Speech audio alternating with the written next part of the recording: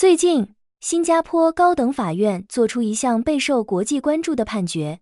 国家安全统筹部长兼内政部长尚木根以及人力部长陈诗龙医生起诉国际媒体彭博社及记者罗德卫诽谤，最终胜诉。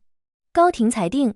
彭博社在2024年12月12日刊登的题为新加坡豪宅交易愈发隐秘的文章构成诽谤，两名部长各获23万新元赔偿，总赔偿金额46万新元，其中包含17万新元一般损害赔偿和6万新元加重损害赔偿。很多人看到新闻第一反应可能是一篇报道而已，为什么要闹上法庭？甚至有人会觉得政府是不是太较真了？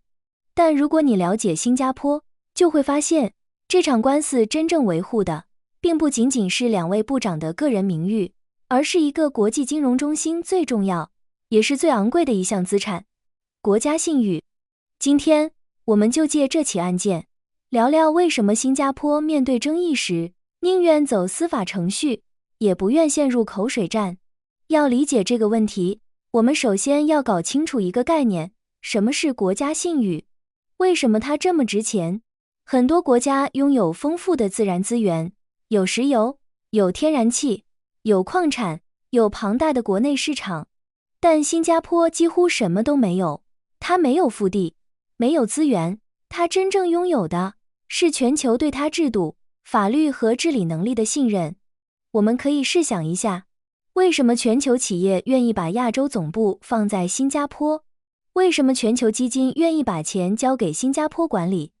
为什么国际仲裁、跨境金融、航运贸易都愿意选择新加坡？答案并不只是税率，更重要的是4个字：可信、稳定。这种可信不只是法律可信，还包括政府信息可信、政策可信、制度可信。根据最新的全球金融中心指数，新加坡位列全球第4大金融中心，与纽约、伦敦、香港同处第一梯队。世界银行全球治理指标显示，新加坡连续15年在法治维度位列亚洲第一。透明国际2025年度廉洁指数显示，新加坡以84分排名全球第3，亚太第一。国际评级机构也长期将新加坡主权信用评级维持在4A 级。这些排名和评级背后，反映的正是国际社会对新加坡制度和治理能力的持续认可。对于金融中心来说，信誉本身就是竞争力。那么，为什么新加坡不用舆论回应来应对争议，而选择法院？很多国家面对争议，通常会召开记者会，发表声明，双方不断在媒体上回应，最终形成舆论对抗。而新加坡更倾向于让法院来判断事实，因为司法程序至少有3个特点：第一，讲证据，不是谁声音大谁有理；第二，程序公开，双方都有平等的陈述机会；第三，裁判具有法律效力，不是各说各话。在这起案件中，高庭林因茜法官经过7天的审讯，详细分析了文章内容、证据和双方辩词后作出裁决。法官指出，尽管文章中只有2个段落点名部长，但普通读者在阅读新闻报道时不会只看个别段落，而是把标题、内文及2名部长的优质洋房交易一并理解，形成整体印象。文章提及，尚木根2023年以8800万新元出售旧居，以及陈诗龙以近2730万新元购入洋房的交易。法官认为文章的自然含义是，部长们利用缺乏制衡的漏洞，以不透明方式进行房产交易，目的是掩盖交易，避免可能涉及洗钱的审查。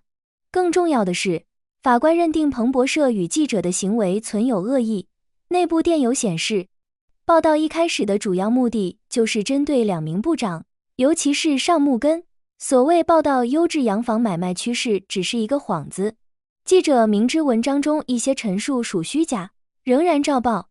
彭博社辩称文章只是探讨市场趋势，但法官不接受这一说法，也拒绝将其援引英美法系中的负责任报道作为抗辩理由，强调该原则不适用于新加坡法律。对于政府来说，这样的处理方式至少在程序上能够减少持续性的舆论拉锯。当然，并不是说所有争议都必须打官司，而是当政府认为涉及严重损害名誉的指控时，会选择通过法律途径寻求裁决，而不是只停留在公开辩论层面。对于新加坡来说，法律不只是解决纠纷的工具，也是维护制度信誉的一部分。为什么国际金融中心特别重视信息真实性？纽约、伦敦、新加坡、香港这些国际金融中心都高度重视信息透明和真实性，因为资本市场最怕3件事：第一，不确定；第二，错误信息；第三，信誉受损。如果市场参与者无法判断哪些信息可靠，交易成本会上升，投资决策也会受到影响。因此，很多成熟市场都有关于诽谤、市场操纵、虚假陈述等方面的法律制度。根据彭博媒体2025年发布的全球外国直接投资展望调查，新加坡获得 62% 区域投资者的净投资信心，位居亚太地区首位。影响投资决策的主要因素中，政治稳定占 62%， 健全法律占 54%。 可以说，法治本身就是新加坡吸引全球资本的底层逻辑。不同国家对诽谤和新闻责任的法律设计存在差异。新加坡法院此次判决是依据其本国法律对具体案件作出的裁决，反映的是新加坡法治框架下对于名誉权保护的做法。在一个高度依赖国际信任的经济体中，政府往往会把公共信誉视为一种需要维护的制度资源。2位部长也在判决后宣布，将把全部赔偿金捐给慈善机构。这进一步表明，诉讼的目的不是个人利益，而是捍卫诚信、名誉及公职威信。说到这里，就不得不进入一个更大的视角：小国为什么更重视信誉？美国、中国、欧盟这些大国和大型经济体拥有庞大的人口、广阔的市场、丰富的资源和强大的军事、外交影响力。即使遇到舆论风波，整体影响相对有限。但新加坡不同，它只有700多平方公里，没有腹地，没有资源，因此信誉就是它最重要的战略资产之一。尚木根本人曾多次阐述新加坡的生存之道。在大国竞争日趋激烈的全球格局中，新加坡坚持不在中美之间选边站，而是通过积极外交充当一个诚实的中介。副总理严金勇也说过，新加坡的优势在于能够快速行动、灵活决策，但快速和灵活的前提是国际社会相信新加坡说的话是算数的，做的承诺是可靠的。为什么新加坡如此重视廉洁、法治、国际仲裁、信用评级、金融监管、公共治理？因为这些共同构成了它的国际竞争力。换句话说，新加坡卖的不是资源，卖的是信誉。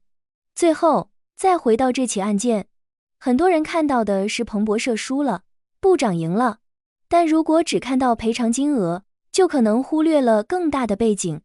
对于一个国际金融中心而言，信誉并不是抽象概念，它会影响国际投资、企业信心、法律环境和制度形象。这也是为什么新加坡在面对涉及名誉和公共信任的争议时，往往选择交由法院裁决，而不是长期停留在舆论交锋之中。至于这种做法是否适用于所有国家，是否能够平衡好名誉保护与新闻监督，不同社会会有不同的法律制度和价值取向，也一直存在讨论。但从新加坡的发展路径来看，它长期强调的一个理念始终没有改变。对于一个没有资源的小国来说，信誉不是锦上添花，而是国家竞争力的重要组成部分。那么，对于新加坡这种不打舆论战，直接上法庭的做法，你有什么看法？你认为对于一个国家的长期发展而言，媒体的监督自由与政府、个人的信誉保护，究竟该如何平衡才最合理？欢迎在评论区分享你的观点。